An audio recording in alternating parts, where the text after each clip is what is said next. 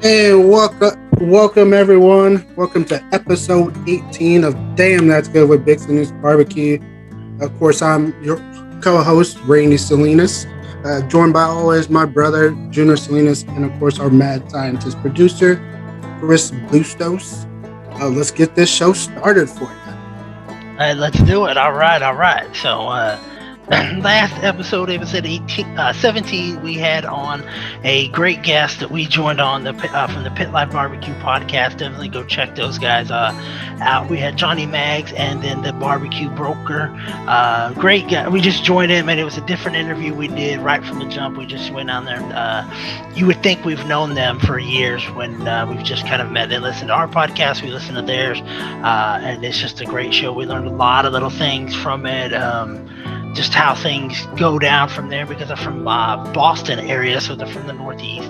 So just kind of the differences in barbecue and stuff like that. So it really kind of helped, just like I said, channel it. And certainly if they're ever in this area or wherever up in there, we'll definitely have a beer with them because those guys do great stuff, great work. So definitely go check them out.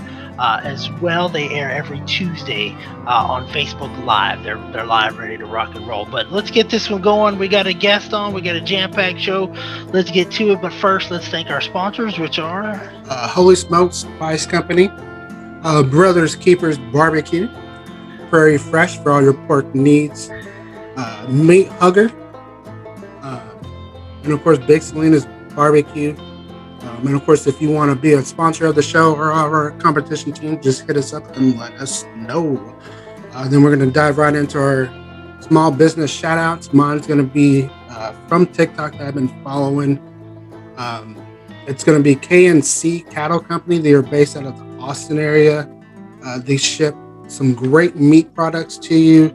Right now, they're shipping only to Texas, just due to shipping and stuff like that not being up to their standards. So check them out. That's kncattle.com. all right. So definitely go hit those guys up for sure. I'm looking up mine as well as we get to talking. Mine it comes from a coworker, an ex-coworker. They do, like I said, we try to help with our small business shout outs to help anybody that has a business. So if you have, whether it be an Etsy business or you have a realtor business or whatever, that's what we've done. I've done photography. We do it all. So definitely hit us up on all that. I got one here. It's Dynamic by Design. It's a company that specializes in the perfect custom creations, handcrafted custom products from t-shirts, party supplies, custom gifts. Definitely go check them out on all the social media or on Etsy. So it's etsy.com/shop Dynamic by Design. Definitely go hit them up. Tell them that Junior from Big Salinas Barbecue sent there. Go hit up girl Janelle Waller. She'll definitely take care of you as well. If you tell them you heard about it from our podcast, so go check it out. They're giving you 15% off. So tell them Junior from Big Salinas Barbecue with Damn That's Good with Big Sid Podcast. Get your 15% off your custom stuff. You won't be disappointed with them. I promise you that. So definitely go hit them up as well. And another thing we're doing with our shout outs as well is we're hitting it up with the other avenues. Randy's got Instagram, so may go Instagram. I'm gonna do mine on TikTok.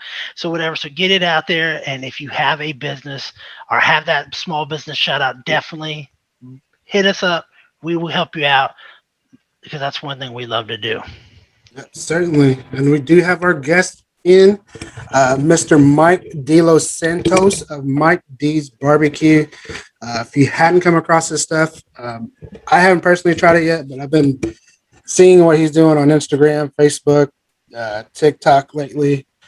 Man, his barbecue sauce is killing it. I know he was on a TV show. So we're just going to turn it over to him. So, Mike, why don't you just introduce yourself to people who may not know about you or your product? Yeah, thanks for having me on. I'm Mike De Los Santos, better known as just Mike D, owner of Mike D's Barbecue and also Mike D's Barbecue Supply and General Store, based in Durham, North Carolina, depending on who you ask, the home of real barbecue. Wait a minute now.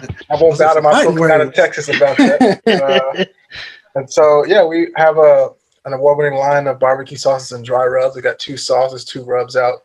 a mild sauce, a spicy sauce, a mild all-purpose rub, and a sweet and spicy version of that.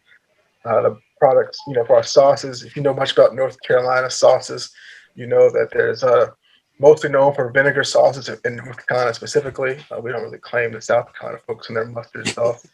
But Well, often people don't really know is like in North Carolina is actually kind of a battle between Eastern and Western style sauce. So the Western part of the state uses a tomato sauce based sauce. The Eastern part of the state has the vinegar based sauce, and so ours is like a hybrid of the two. We kind of try to have an even balance between vinegar and tomato.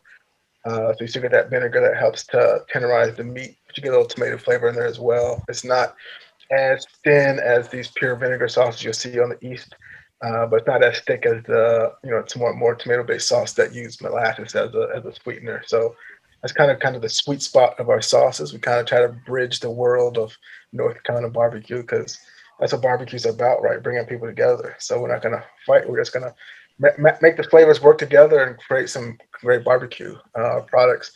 Our rubs are good on any meat or vegetable. Try to make it to where they're versatile, so that way you can use them any way you want to use them.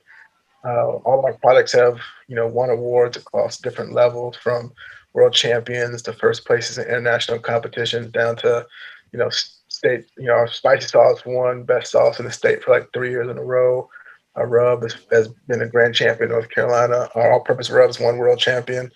The most recent one, our sweet and spicy rub, finished first at the 2021 International Artisan Flavor Awards for dry rub. Nice. So I think since 2016, we've won maybe 15 or 16 different awards for our products. So kind of a great run. But that's kind of who we are. And then last year, in the middle of the pandemic, we decided to open a barbecue supply store where we sell sauces and rubs, grills, grill tools. We have a guy who locally builds grills and smokers for us that we sell. And we're coming out soon with our own line of smokers, and trying to have some fun doing barbecue.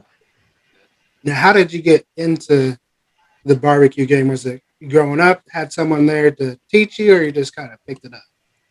I grew up in Richmond, Virginia, which at that time was not like a hotbed of barbecue. There was nobody who was like, "This is the kind of barbecue you got to have." So the way I actually fell in love with barbecue is about once a month. The people who I grew up with their families, a lot of them from North Carolina, so they would drive down to a town called Roanoke Rapids and go to a place called Ralph's Barbecue, where we'd eat at the buffet, and then before we go home, everybody would be going and buying like pint jars full of barbecue to take home to last for a while.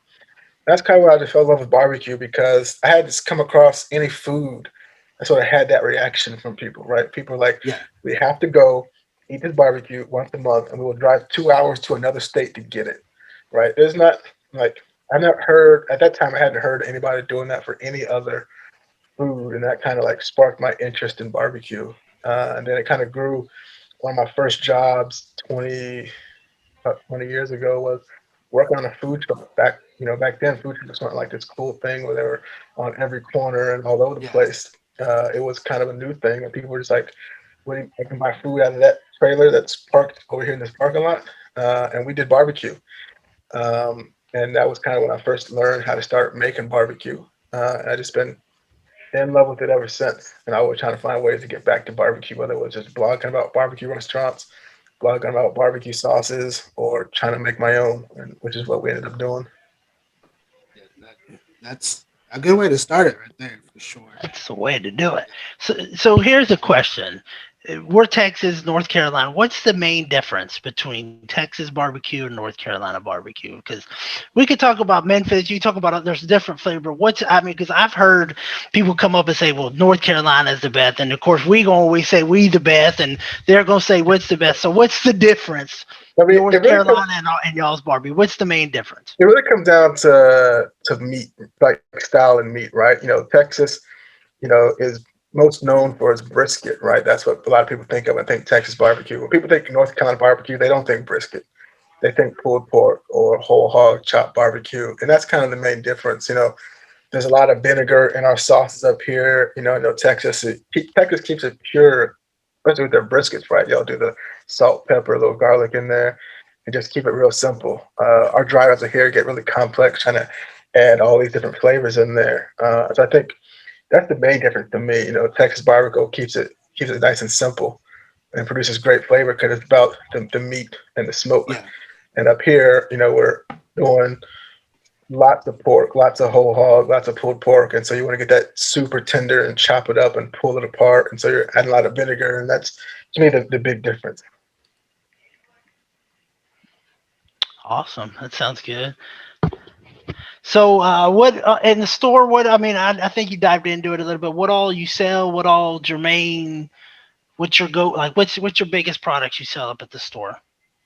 Yeah, so our biggest movies at the store are actually, our products is where it's the easiest place to come get our products. So we sell a ton of our sauces and rubs here. But, outside of that, we have a section of our store that only sells products that are produced in North Carolina. So whether it's chips, honeys, chocolate, salsas, hot sauces, and that's a Mhm. pretty popular section of our store too. And then after that, it'd probably be our grills.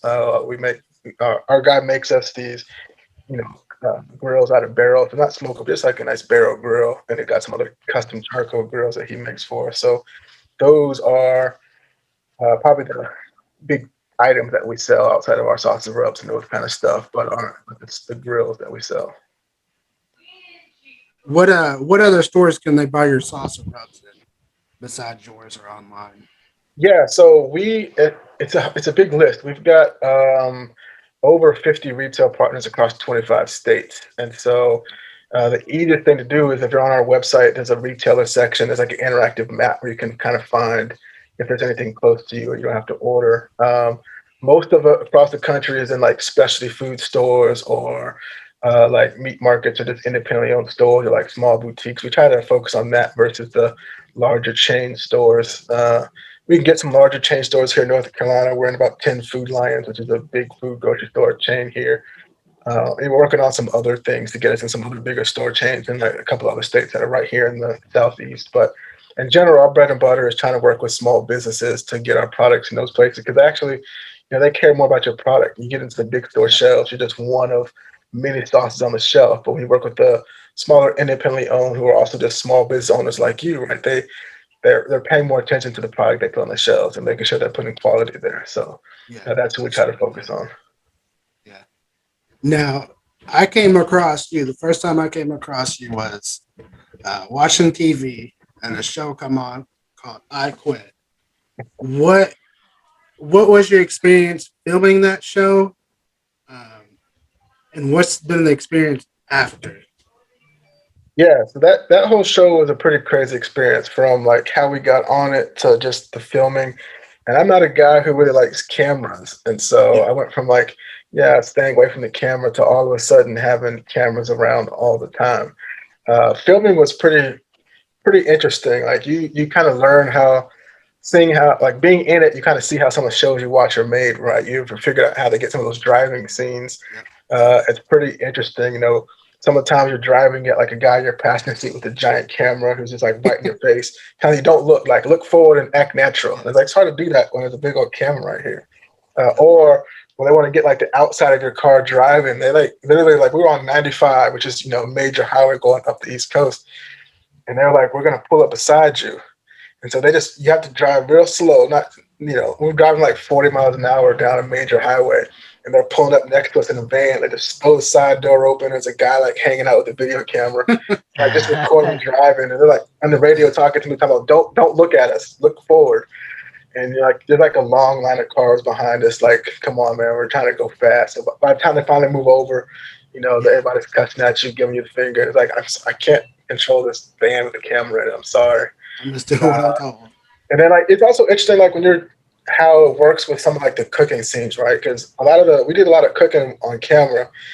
They didn't use a lot of it for how they wanted to tell the story, but like you get into a lot of arguments with the producers about food, right? Because Yeah. they're trying to get the perfect shot when they want it, and I'm like, my ribs don't care about your shot.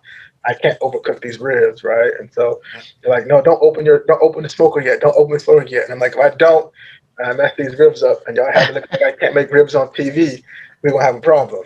And Yeah. so, like, kind of have your organized cooks doesn't really work when there's like a camera crew around, when their cameras are malfunctioning or something's not working right when they're trying to get the shot they want, which doesn't necessarily mean that it's what you want for how your food's going to look. So It was a real interesting, eye-opening experience just having to film for a year on a TV show. But after that, it was great exposure for us. We uh, really expanded our reach with customers while the show was airing, and then after the finale aired, where we ended up winning the show, it kind of just really boosted our profile. That finale aired in October of last year, October 3rd it aired, and we ended up for the month of October. We got about 5 months worth of orders in like a 3 week stretch, and so Oh wow. we were in. I was here in my store basically 24 hours a day trying to pack orders to keep up with it. We had Wow. to like, have some friends work at the post office. I had to like tell them just come over here with your empty truck so you can fill up a whole And mail get truck to get it. the orders out. It was a pretty crazy experience, but it really boosted our profile, helped us spread the love of barbecue. Kind of other interesting things though is you get folks from like California who they don't really have their own barbecue identity, sending me emails about how I should do barbecue better, uh, and that was the interesting part of it too. Just like people who trying to tell you how to do barbecue better, and they've never done barbecue ever in their life, Yeah, other than maybe making some burgers on the grill or something. yeah. Or using And a so you pellet get smoker. that component of it, and which is interesting. But overall, it was a great experience, even with having to get used to cameras around. It sounds like a pain. Sounds You know, awesome. It sounds like it would be a challenge. I could see that because you're when you're out there, we're out there cooking. You're on a time schedule. Okay, I got to open it. I got to check, and then they're like, "No, we need you to wait 10 minutes." No, that doesn't work that way. I need you. I need to do it now. yep. My They meat's don't got to be done understand when your it's done. reputation is on the line. Your pride. Yeah, exactly, exactly. They're like, no, don't worry about it. It's gonna be all fine. We promise. And I'm like, you say that, but you're not the one who's a barbecue person on TV showing Yeah, food that's not done right, right? If my ribs are not looking good, right? That's me on the line, not you. Nobody's even gonna see you because you're behind the camera. yeah. So yeah, there was a lot of tension at times with that. Oh yeah. And no one would buy your story if you burnt them. Nobody would buy it at all. They were like, "Hey, the camera guy Exactly. told me not to open it." No, they didn't. No, they didn't. Yeah. But when did Mike D's barbecue start? Like what? How long has it We been? officially started December 27th, 2013. Okay. That's when we officially sort of got our LLC paperwork in the mail that we were a registered business. We didn't actually start selling products. We started selling our all-purpose rub in like March of 2014, and we didn't get our first sauce, big sauce, which is our mild sauce, until like July of 2014. So it took a little bit of time to get that part of it rolling, but December 2013 is when we really kicked things off. Yeah. Now I know how hard it is to make a sauce. How long did it take you to get the sauce down to you where you liked it? So yeah, to get the software, I like it. It took me about 4 years of like messing around and tinkering to get it exactly right. I wanted to have a little tang in the sauce. I'm trying to find the right thing to add that Yeah. tang. It's a good thing to have a lot of friends who like to eat, right? Because I was just constantly throwing, cookouts at my house. So I could try every time I came up with a new version of it to try. Others It's try like, that. all right, I'm throwing on another, 10 racks of ribs. Who's coming over to eat so you can try the new version of the sauce? And so, it was a lot of fun coming up with that. But yeah, it takes time. That's the thing that people who just eat sauce but never try to make it to sell it understand, right? That it's not just let me throw some things together and I got this great sauce, right? It takes a lot of time to tinker and get it just right. Yeah. Well, then there's a difference between making it in a small pot and then you're making a big batch. When you make that small pot to big batch, you can mess it up, and sometimes you're like, okay, I wrote down the recipe, but did I write it down right? It's missing something. What is it missing? But yeah, you're right. Oh People don't understand how much work goes into it just for yeah, one. yeah, they really don't. They really don't. And for us, like my base recipe makes like one 16-ounce bottle, right? And so it's like when you have to do that over and over again, right? It's Yeah, hard to fill orders. And so when we finally sort of expanded to the point where we brought on the co-packer to do it for us, even that was eye opening. Kind of work with them where they take my base recipe, which makes one 16-ounce bottle, to make it to where it can make 150 gallons. yeah. And it's just pretty impressive, like the food scientists who can sort of take that and do that and look at the recipe and be like, no, don't tell me just that you guys should having to go back and like weigh the ingredients. They can put that down because weight matters just as much as like the measurement. And so, and just kind of learning that part of it was also interesting, like how you take something from a recipe that makes one 16-ounce bottle and expand that to make 150 gallons at a time. It's pretty fascinating. Yeah, yeah, and they got it down to a science. Yeah, I don't know how they do it, but I'll just give yeah, the recipe to you. Go whatever y'all do, y'all do. As long as it comes out the same, I don't care. That's it. exactly. Right. They showed me the sheet, and I was like, "This, this doesn't even make. I don't know. I can't read this. Like, I don't know what are you showing me? Just as long as it tastes the way it's supposed to taste, that's fine. I don't even understand this piece of paper." Yeah, exactly. But what's your vision for the company? Like, what do you play? What do you see yourselves like Yeah, so 5, 10 years? we're trying to just become a global barbecue company, right? We want, right, a lot of times right now when you ask somebody on the street about barbecue, they'll come with like Sweet Baby Ray's or something Mhm. else, right? Like we're just trying to make Mike D's Barbecue become a household name like that. So when people think about barbecue, they think about us. So we're trying to get customers everywhere. Like we've shipped to 10 countries at this point. We're trying to we have at least one customer in all 50 states. We're trying to get a retail partner in all 50 states. So we're halfway there. So we're just trying to slowly expand that way. But we just want to be synonymous. Like when people think barbecue, we want them to think Mike D's barbecue. Yeah, yeah. Ours is the same way. We're just trying to get to where you're in the same conversation and Sweet Baby Ray's. Here in Texas, it's Meat Church. Yeah, Cosmos Q, which is in Oklahoma, is a big one down here. Yep. Uh, we're just trying to get to that same level, so we're in the same conversation as everybody else. And like I tell people, man, this is barbecue is a big. It's a big industry. This is a big world. We can all get a piece of the pie. Why not just help each other out? that's right. We're trying to grow. There's enough money out there for all of us selling, making, doing barbecue, right? Yeah, Like, and I tell it to like some of the soft, like people who are trying to get into soft business will come and talk to me to sort of get advice, but then they'll also be like, you know, not want to tell me all the information. Like I can't help you if you don't want to tell me everything. I'm not trying to like steal. I have my own award-winning products. I'm not trying to steal yours. yeah, Uh, but like if you want me to give you advice, right, we got to have honest conversations, and I'm not worried about it. There's enough money to go around. I've been at events selling where there's so many barbecue sauce vendors because it's North Carolina. Everybody's got a barbecue sauce, right? And there'll be barbecue sauce vendors right next to me, and the organizer's like, "Oh, we can move you somewhere else." I'm like, we can both sell out, right? There's enough Yeah. money to go around. There's enough people who want barbecue. With everybody has like a slightly different flavor palette, so there's not gonna be one product that every single person Yep. likes. They might like mine, not like theirs. They might like theirs, not mine. Like we can all make money. Like we can help each other and all make money. It's all good. yeah, exactly. That's the way it should be. But of course, you Absolutely. mean you got bad eggs and everywhere that's kind of ruin it for people. But it does like whatever. Yeah. Kind of brush it off and just go away. Uh, but what's your favorite thing to cook? If you had to just pick one thing. So Wow. people in North Carolina give me a lot of crap about this because whenever I get asked this question, I always say brisket because you know I'm a beef guy living in the pork state. And so any chance I get to smoke brisket, I do it because to me there's just nothing better than like a perfectly smoked brisket, right? Um, there's just nothing better. And so anytime I can do a brisket, that's what I'm doing. It's my favorite thing to eat, my favorite thing to smoke. You Oh, low and slow, hot and fast. I do it kind of both ways. Most times I do it low and slow, but when I've been doing like I've been messing around with some wagyu briskets lately. I've done those a little hotter and faster, just trying to see how they do because they got that more fat content. They can take that higher heat a little bit better. But I prefer the low and slow route.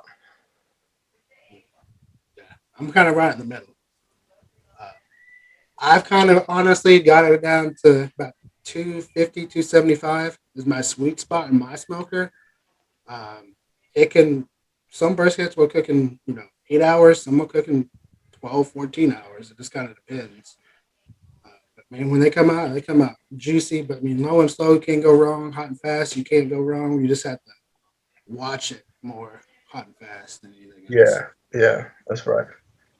Are you a wrap the brisket kind of guy, or do you let yours just like ride all the way through and then wrap it when it's time to rest? I wrap it when it gets to color. Uh, So kind of that red mahogany to that dark black. That's where I kind of look at it for. Uh, I'll wrap in butcher paper, just kind of just the thing I picked up. I've wrapped them in foil before. That's good too. I've done the Mo Cason method on it. That's pretty good too.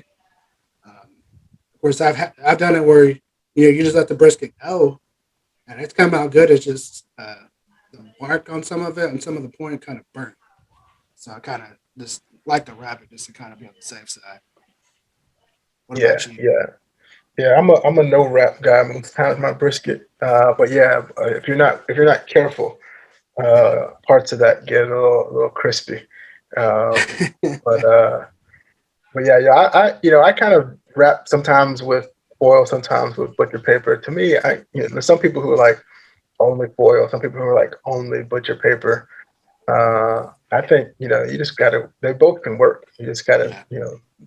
do it right. You, If you don't, you if just got to know what you're you doing. can do it wrong with both of them too. So just like gotta find the thing that works for you. That's what I always tell people with barbecue. Right? Find what works for you. Don't do it because you saw somebody do it on TV Yeah. or On you TV saw or it YouTube. on a certain video. Like find what works for you because it's about your flavor. It's not about what somebody else did. Make the people who you're cooking for happy. That's what matters. Oh yeah. That's it. And that's it. But that's a good point because you said we've listened to so many podcasts and talked to so many people, and they're all like, I saw it on TV, so I tried it their way. Well, you don't know how long that person's been perfecting that method, and that works for them. And what works for you may not work for the next person. So I think that's a very good point to definitely do it your way, do what works for you, and stick with it. Yep. Yeah, But yeah. I was laughing at a commercial here. I saw on your Facebook page on Mike D's Barbecue. It was about two guys were sitting in the woods and the bear come up here and he poured the barbecue sauce on that. I just shared it. When they watch it, they'll see it on the Facebook. I'll share it again when this airs out. But that was the funniest thing I saw. So we definitely go check that out and check out his Facebook page for sure. But because it's definitely it made me laugh and it's like, hey, I can see that the bear's going up to him. The guy makes a good thing and even the Bears like the barbecue sauce. That's what we like to see. Yeah, that's right. It's actually kind of a funny story how we even got that commercial, right? Because apparently there's this marketing agency down in Myrtle Beach, South Carolina, and I guess they're one of their creative directors like loves the sauce, right? Like I had noticed this guy from South Carolina just kept ordering, so I thought nothing of it until one day he reached out and said, "I love your sauce so much that I reached out to my boss and convinced him to let us do a commercial for you. If you just approve sort of the sketch of the commercial, we'll do it." And I was like, "Well, how much is it going to cost me?" And he was like, "Nothing. We just love your sauce." And so you never know what can happen when you put a good product out there and who touches it, right? Like what can happen. But we get this commercial that's won like 9 international marketing awards, and all because a guy one state over just really loved the sauce. Wow, Sometimes that that's the strangest awesome. things happen in this world. That is That's awesome. a cool Hey, story. like I said, it's a great commercial. I can see why it won, but it gets the point across. Like it's a very good the way you it hits your points on it, and hey, it didn't cost you a dime, and you got recognition for it. That's a win-win-win situation That's right right. there. Wins across the board. So you said now you said North Carolina's a pork Mm, state, but they cook y'all are better. Is it they're just y'all are better at cooking pork, or is it they're just the flavor part? What makes it when people think North Carolina, it's more pork than it is like Texas with brisket? That's what everybody has here, right? Like there are pig farms all over the state, right? Like, and so that's just what people here have always done, right? It's just pork.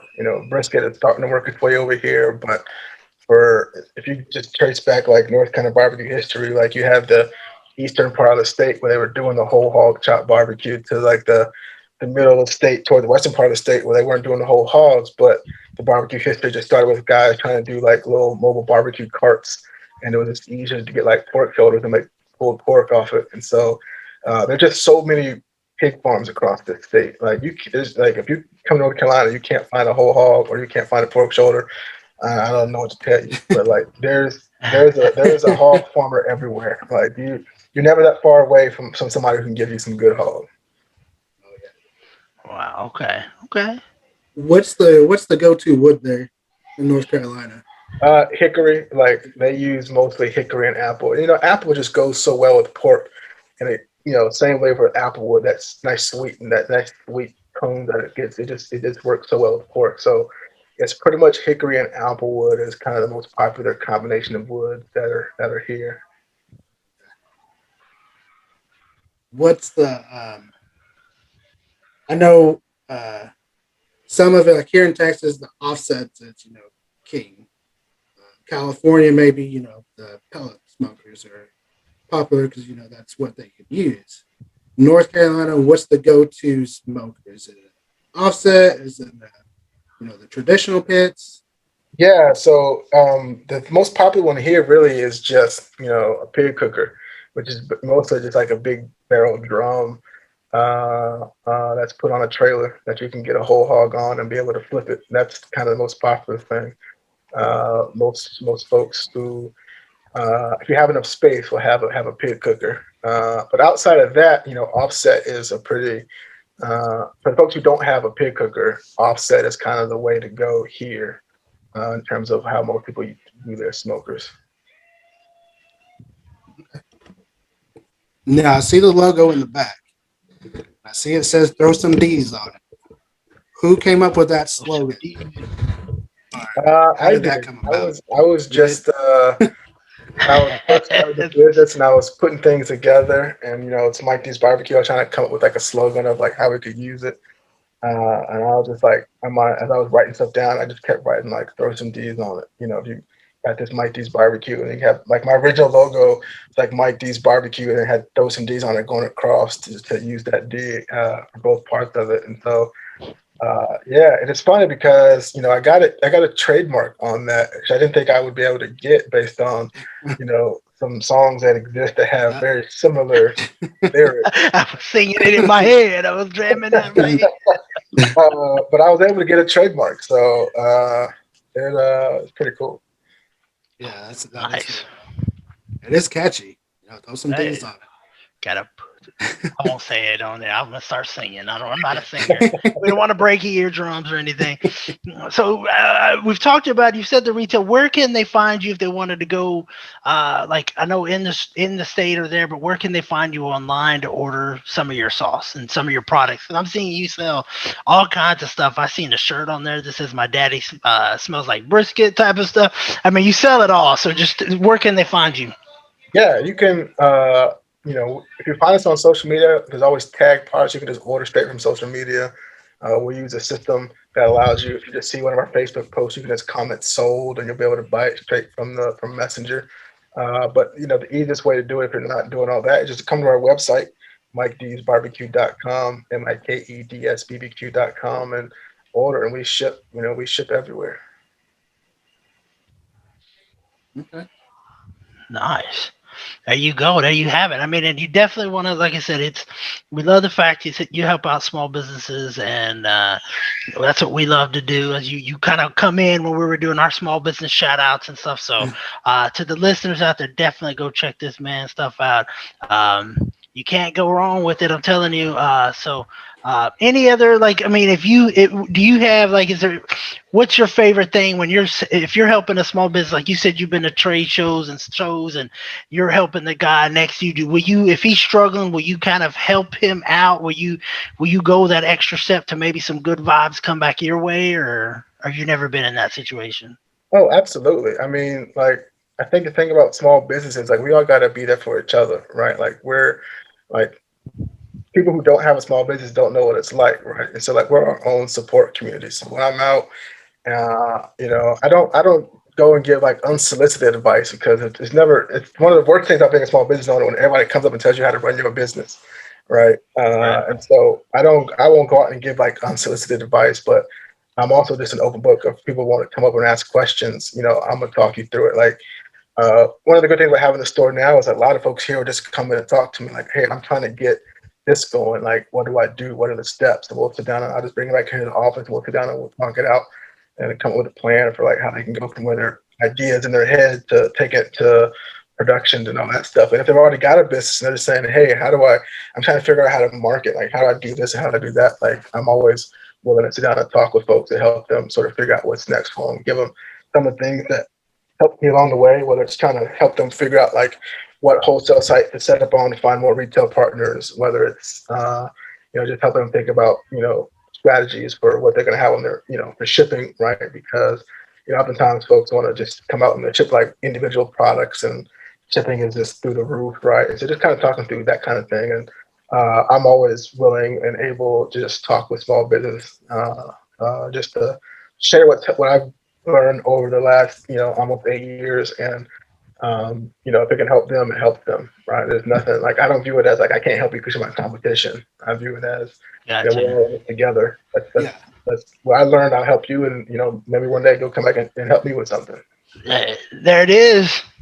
And you got to share your information because I agree. Because I've seen people come up to Randy and say, "Hey, I know I love your sauce. I'm hearing this and that. Well, what do you do in this?" And and then Randy's like, "Well, what are you doing?" And he's giving them advice, but then you could tell they're at, "Well, I don't know." And you got to just share it out. He's not trying to steal your sauce if that's what you're doing. Like you said, like you could tell us here what you do. We're not trying to steal your sauce. We have our product, you have yours. So definitely, I think people need to just be open to that and seek the advice when it's there. Don't go up to somebody and then ask for it, and then when it's there, just say, "Hey, I don't want to give you my secrets. We're not we're not at a competition. I don't need the secret ingredient to your brisket or to your pork. I just want to know how do I help sell my sauce better." So definitely, I like that. And I got one last question for you. So, Uh oh. what's the biggest advice you can offer someone or say give someone? Whether it's coming up to you, struggling in business, someone trying to get into the business, you got to give someone advice that may be listening to the show. Yeah, like the biggest advice when I'm in that situation is I ask people first, like, do you have a plan? And then if you don't have it written down, to write it down or type it up, get it out of your head, right? Like it's not going anywhere when it's sitting in your head. And so I would tell folks, your first step is to get it out of your head and get it down on paper, because that's the first step, and that helps you to think through it. Like you'll be surprised at like what you can do when you start to write it up or type it up when it's not just floating around in your head. You can organize it, and once you have a plan in place, then it makes a lot of things a lot easier going forward. It allows you to be a little flexible if you need to be flexible with how to grow, what to do. But get your thoughts down on paper, get it out of your head. Don't just let stuff float around your head about what you want to do, but get it out on paper and start putting a plan together. Oh yeah, that's for sure. Yeah, I still think that's what some people need. Uh, so I just wanted to ask, coming from someone successful, because I know they're probably getting tired of hearing us say it. So it's like I just want to give other people the opportunity to kind of reiterate some of the things we saying. Yeah, like Definitely. that was when I was first getting started. There's a guy here who's been around for a long time, Big Al from Big Al's Barbecue, and that's one of the first things he told me is he was like, get all this stuff out of your head and put it down on paper, and that's the key. So that helped me, and so when people ask me, I just repeat what he told me. That's it. It's amazing what can happen because I know Randy when he did his first couple sauces, he never wrote any of his ingredients down. So we were trying to replicate what he came up with in his head when he first started. So definitely, if you're gonna do it, start writing it down and definitely put it to pen and paper because I know it helped Randy and I'm sure it helped you. And that's just it's so simple, but it's like complicated at the same time. Yeah, Yeah, yeah. that is for sure. And then, is there anything in the future you going to come out with more sauces, more rubs?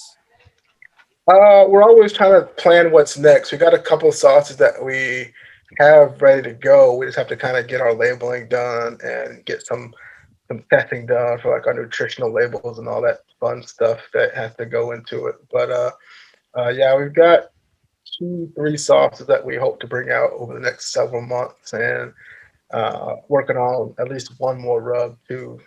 So hopefully, by the end of the year, we'll have a couple more sauces, at least one more rub out, and our smoker line. So a lot of things in the works to come out soon. So more big things coming from Yes. Mike D's Barbecue. That's what we love to hear for sure. And then, of course, before we let you go, we just like to give everyone opportunity to give shout outs to whoever has helped them along the way, family, um, sponsors, what whoever's helped you. So we're just going to turn it over to you. Whoever you want to thank. You know, Yeah, so I want to give a shout out to Carl from Big C's Waffles. He's got a chicken and waffle restaurant here in Durham. He started almost the same time I did. I met him when I was still selling salt out the trunk of my car, and he was just getting his food truck started. He would set up in a lot like right down the street from my house, and we were just we would talk and grow together. We've kind of grown together over the years. He's been a good sounding board in the business, and now he's starting to launch his own products. He's got Granny B's Kool-Aid that you can order now. It's the best Kool-Aid you ever got. All you got to do is add water to the jug and shake it up. You got Kool-Aid. Uh, you can even like subscribe, just have the Kool-Aid packs automatically sent to you to refill it. But you can check him out, Big C's Waffles, on social media. He's been somebody good that's been around and been helpful to me. There's a guy on Instagram called What Did I Eat or Cook? He lives about 3 towns over from me. He's been a big supporter, helped spread the word about Mike D's Barbecue. He spreads the word about several other sauces and rubs too, but he's just been a good partner. But I'd say a big shout out to Ray Mack. So the guy here called Ray Mack, he's got a YouTube channel called Ray Mack's Kitchen and Grill. He's got a ton of subscribers. He been using our products on his YouTube channel for a long time. Like we still get people who order from us. We saw like a rib video from 3 years ago on his on YouTube.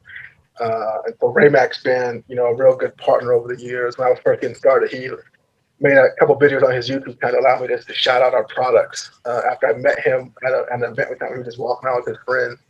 And so, he's been, a big help in helping us grow in the food space. And so, people should go and subscribe to Ray Mack on Ray Mack's Kitchen and Grill on YouTube, and got some great recipes. He's just a fun guy. And so, those are the folks I want to give a shout out to.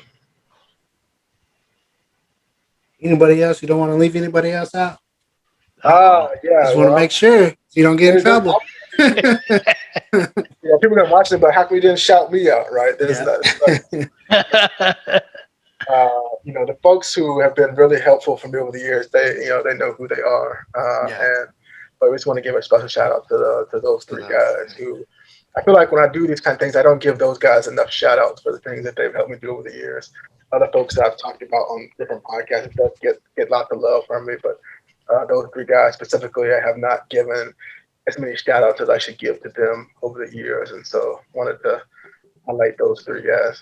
Yeah, just want to give that special shout out to you. I totally understand. I mean, the people that support you every day. I mean, you don't need to give them a shout out every single day, every opportunity because they know.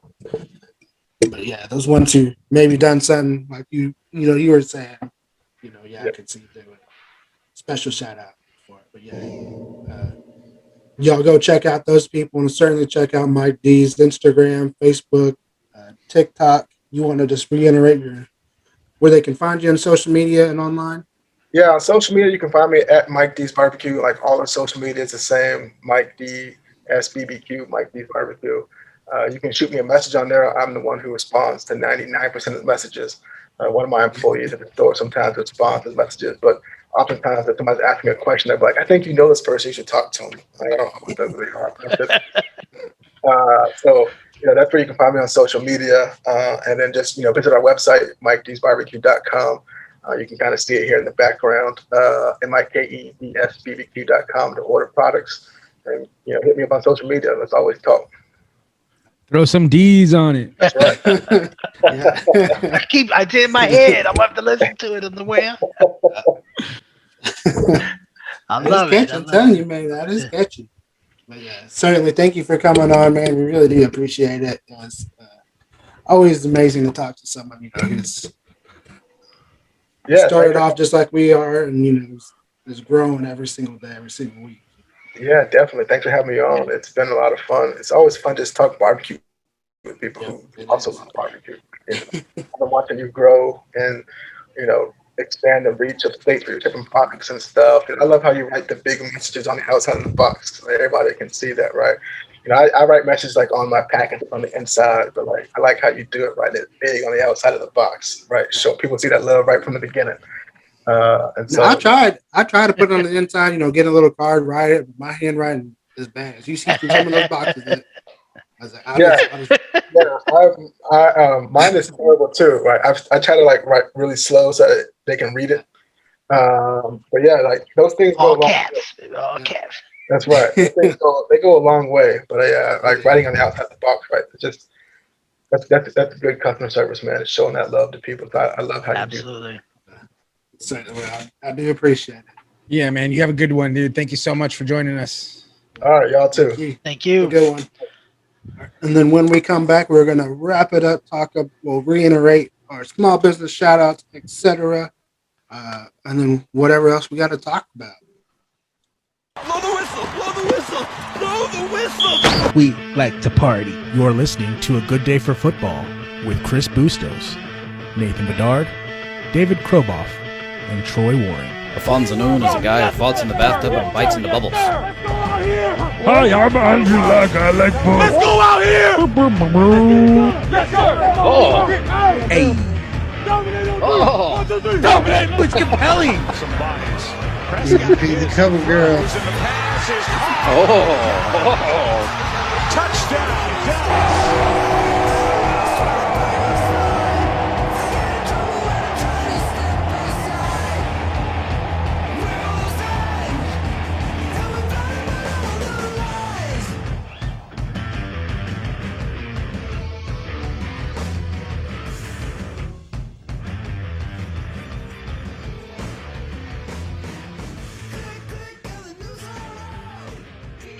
Ask him how old he is. All right. Damn, you're old. You ready? You ready? We'll bring him back. You ready? All right. Bring us Welcome back, Randy. everyone. We got a little birthday shout out to our pops. Hey, happy birthday. Yeah. Mr. My name is Erasmo. Say hello to the people. Hello. Not Eden, you. It's your birthday. Not every day you turn 85. Dang, aging him a bit. Eden. 85. He's old, man. I don't know what to say. He's old, but he's there. Let's talk. Let's definitely go back into a great interview right there with Mike D's Barbecue. You can get it at MikeD'sBarbecue.com, or you can certainly go to Mike D's Barbecue. Throw some D's on it for sure, and definitely hit him up and check him out as we go through there and let him know we sent you, because we definitely want to throw some love out there. But it was a great interview. So little differences between Texas and North Carolina barbecue. We're still better. Let's just be real. But whatever. We'll let them think they're better. We'll let them have a little fun.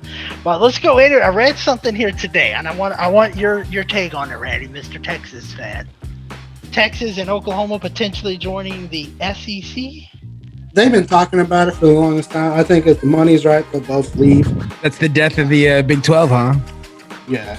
Ouch. It would be the death of the Big 12, and I was reading on it, and it said that Texas A&M is not happy about it at all.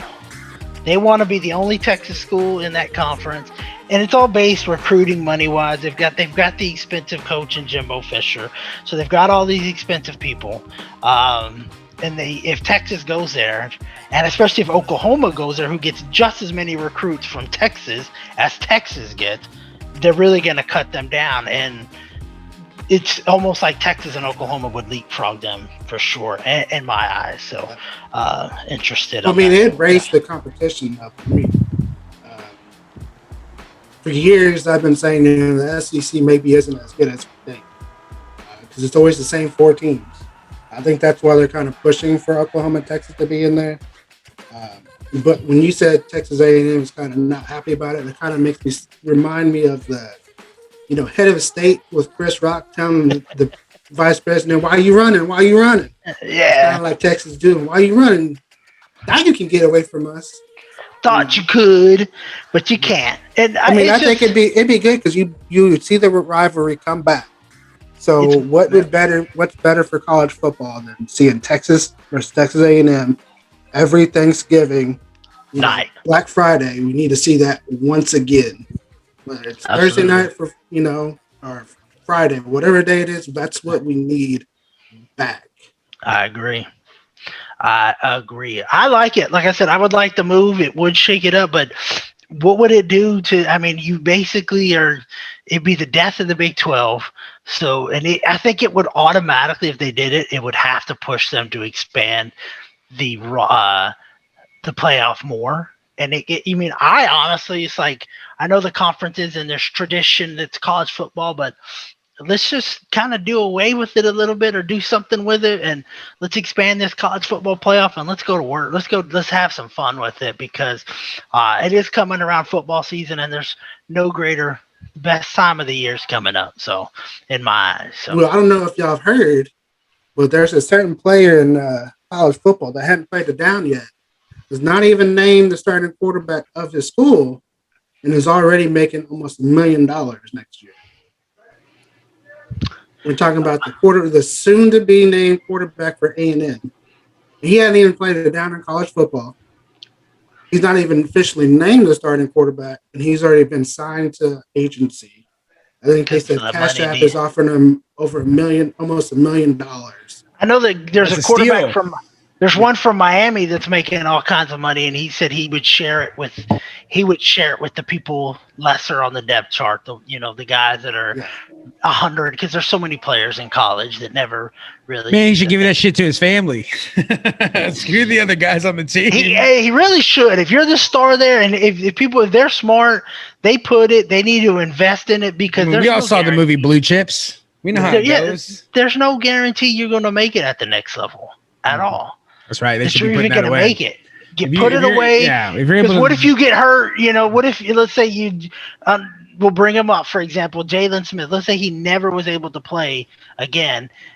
He never would have made that money that he's doing in the pros. He would have just gotten the insurance money. That's about it. Yeah. What if you have that career-ending injury, but look what he's been able to do with it, right? Yeah. All the endorsement deals he signed. Money. Yeah, and all the endorsement. Exactly. I mean, he spent. He made enough money. He spent so much money to get that new number, right? So that just goes to show you how well he's been doing in endorsements as a Cowboy, right? And that's why he takes it so seriously. Yep. So would let's say if you were to redo it, we're paying college players, but instead of paying them physical money, we're giving them, putting it into like a savings account or whatever you want to call it. So once they reach a certain point, let's say they graduate college or, they move on, they can then get that money, or they can keep it invested into whatever to continue it. I like that idea. I mean, I've always been a proponent that you pay them for their jersey sales or whatever. Mm-hmm. But if they graduate, they can get it at 100%. Or like you said, they do it. If they decide, hey, after 3 years I'm out of here, then they take, hey, okay, we're gonna take 10%, 20% of it, and then that gets distributed back into the other players. I understand your sentiments. Your kickers and punters, your third string kicker that never plays. It's just think about how much money the university has made off of the names of all these athletes, and then you start thinking, man, like, do they deserve any more? Should we give them any? I'm not saying giving it back to the school. You give it back to the other players. So you divvy it up to the other players. I like that. To the players that aren't going to get, the players, like I said, your backup center that he was there and he never the center never got hurt. So he never got to play. So let's put it there. Let's give him a little credit. I'm not saying you got to give it to the third string or the fourth string, because when I went to Sam Houston State, they had a third string punter. Wow. They had 3 strings of punters. So the guy's never going to get any, he's never going to get any playing time and stuff like that. So you have to look at it. And I think if, let's say like Vince Young, how much money that dude brought, how many number 10s were out there. He left early, so he's going to donate whatever back into he'll donate back into not to the program, but into the extra and the other players, and let them get a little piece of the pie as well. Yeah. Or he can choose, hey, I'm going to give it to my offensive lineman, or I'm going to give it to whatever. I'm going to give this money to whoever. Just as long as it goes back to a player, I would be perfectly okay with that. Yeah, it doesn't need to go to the school. They make enough ticket sales and jersey sales and beer sales. And I'm cool with them paying them. I'm just saying it from a standpoint of not paying them until after, because, you're going to see some of these kids who never had money before. Now they're going to go start blowing it. And then, they don't make it in the NFL, and they're like, "Well, I had all these millions of dollars. Now what do I do with it?" Well, you blew it. There's a reason why all these athletes like T.O., for instance, who millions of dollars and blows it off. Nonsense. You gotta invest it, know what you're doing with it, not just blow it. Gotcha. That's a good idea. It's a very good thing from there. And like I said, I'm for it. So let's play it, but don't give it to them until they graduate, or let them have a little here, little there in spurts, not in giving them $1 million, giving them millions of dollars right off the bat. So hopefully they're smart with their money, because it's not going to last forever. Ask us paycheck to paycheck, people. It doesn't last forever. You got to be smart with it. And I wish you would have had better plan then than we have now. So interesting. So now we're getting into training camp. That's right. Hard Knocks is coming soon. Yeah. Go Cowboys. Boys. This is what it's about. That's right. Hard Knocks is coming. I'm excited to see it. It's funny because the Cowboys. Now I've looked it up and I've heard there. And maybe Chris, you'll know. You've maybe done a little bit more research. The Cowboys don't get selected as it. They just kind of get chosen. Correct? The teams get chosen by the NFL, right? Yeah, I mean, there have been teams in the past that have rejected it, and so it goes to somebody else. That kind of situation. I don't know really what the situation was this year, but the last team to do it, they had. I think they followed two teams, didn't they, during the pandemic? They followed. They did. Last year was the Rams. I think it was the Rams and the Chargers. The Rams and the Raiders, wasn't it?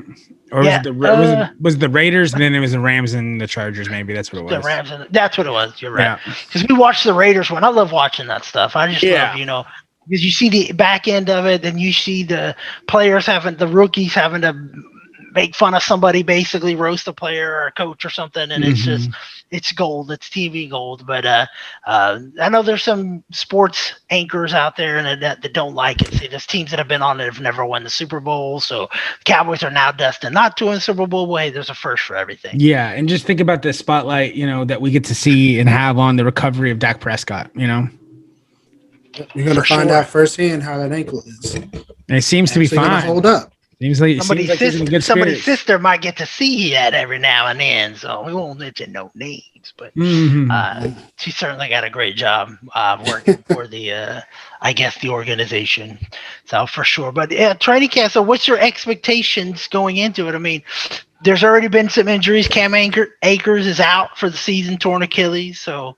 Is it one of those, are you like me and just like, hey, let's just get through healthy? Yeah, I mean, that's what you want. That's the goal here. It's like, I don't care. I hate preseason games, and I hate them. Yeah, we differ on that. I want as much of it as I can see, because I want to see those young guys coming up. There's Brandon Annalee. I really am excited to see what he's going to bring to the table on the defensive end.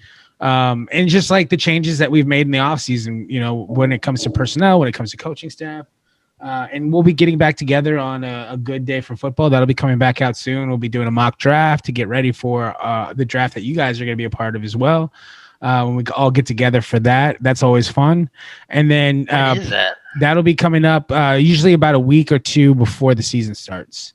So that way, like you said, injuries are so important. We want to make sure we get through as much of preseason football as we can before we actually draft.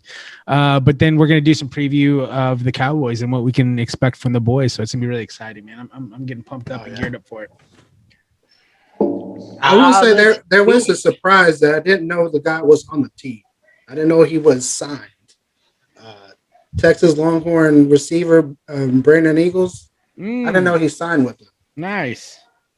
But I think I'm just interested to see how the receiving the depth, not from CeeDee Lamb, Cooper, and Gallup, but from that's really interesting because like Gallup's playing his contract year, so that's a cool little wrinkle. Zeke coming back and looking better than ever. I don't know if you've seen any of the offseason photographs of him. He looks rich. He looks jacked. He does look jacked. He looks in that photo he released today. He honestly looks pissed off.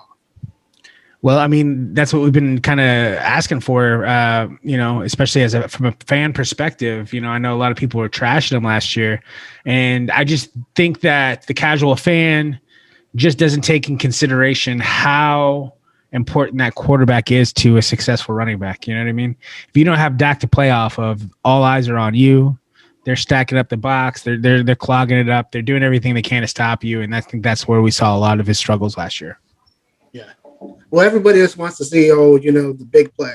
Where's those 20, 30-yard runs? He's not the same Zeke. Well, if you look at numbers wise, he is the same Zeke. He's still hitting almost 1,000 yards. His yards are there. Yeah, he had issues last year with fumbles and stuff, but before Dak got hurt, Dak was struggling too. First half of each game. But it's going to be interesting to see what they do this year. That's for sure. Yeah, and you're right. He struggled early. He got a lot of yards late, but he did bring us back.